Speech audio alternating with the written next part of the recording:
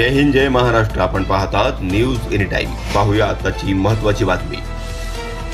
भडगाव तालुक्यातील कजगाव येथून जवळच असलेल्या तांदूळवाडी येथे एका शेडला आग लागून मोठ्या प्रमाणावर नुकसान झाल्याची बातमी समोर आली आहे.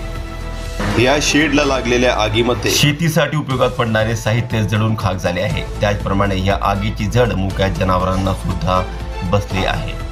शेडला लागलेल्या ह्या भीषण आगीमध्ये मुके जनावर अक्षरशः भाजल्याचे दिसून आले.